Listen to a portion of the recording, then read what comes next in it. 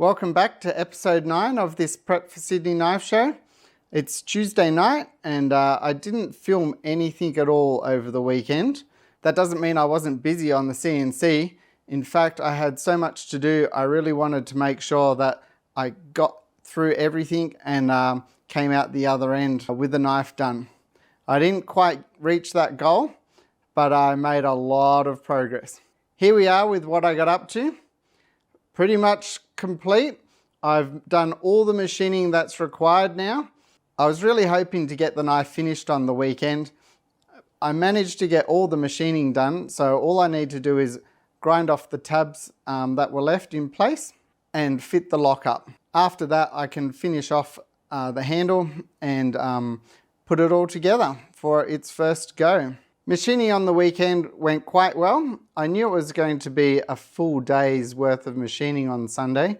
I didn't start filming straight away because I wanted to get the CNC going. Most of it went smoothly. There was one hiccup right at the very start which caused me some grief and a broken end mill. Unfortunately, I was trying to rush through everything and didn't quite pay as much attention as I should have been, and I made a decision that came back to bite me. I've been using these pins to line everything up, and on the weekend I decided to leave them sticking out just a little bit further to make them easier to remove once the machining was done, and they were just sticking out that little bit too far. The end mill collected it and unfortunately broke, so that put me behind schedule a little bit. The finishing tasks for machining this texture on the handle is quite an extensive machining process, just because there's a small step over between each line of the milling. So I knew it was going to take a long time, so that's why I rushed things through. And then once I had hit that pin, I really wanted to make sure that I took some more care and finished off the knife properly. I'm going to grind off these tabs and see if I can get the knife lock up going. Okay, I've tidied up those faces there. I went all the way around so all the edge surfaces match where the area was ground off. I've set the lock, so that's looking really good. I ground the lock face of the blade, so that's locking up really nicely. The only thing left to do now is to tumble the handles. Before I call it a night, I'll pull the knife apart and I'll run through a few things that didn't quite go as planned. I thought I'd review each part as it's all made now and just give a little bit of an overview of what I'm looking to improve as I continue through the next few prototypes. The lock bar was the first part that I made, and having the lock bar available so that I could test fit it when I was doing the next part worked really well. I was really happy with that.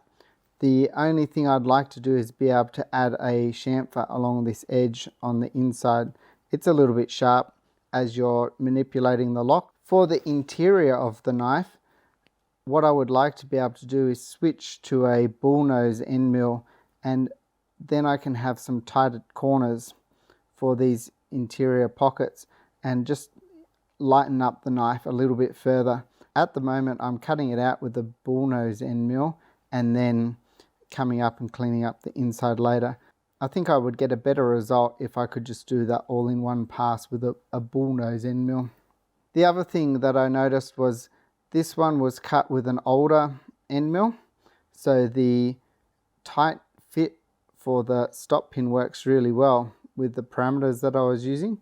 When I switched to the second interior, I added a new end mill, and the fit, especially for the stop pin, is just a little bit looser, but I'd like to be able to get that stop pin especially a nice almost press fit.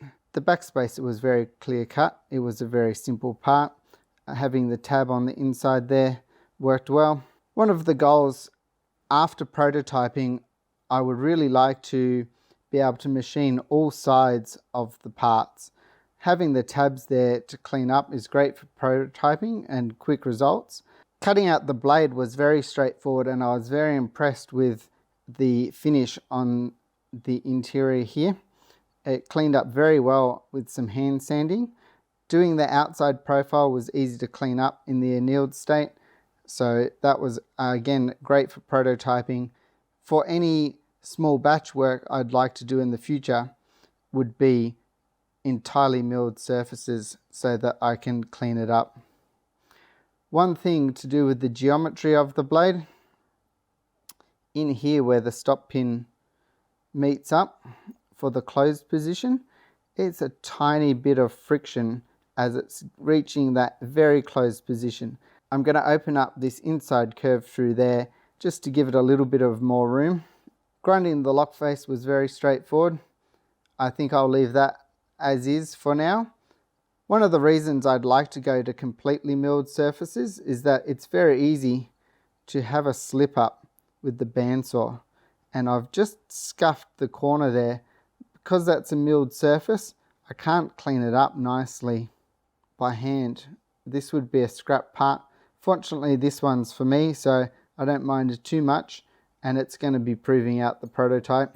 Well, that's it for episode 9 of this Sydney Knife Show prep.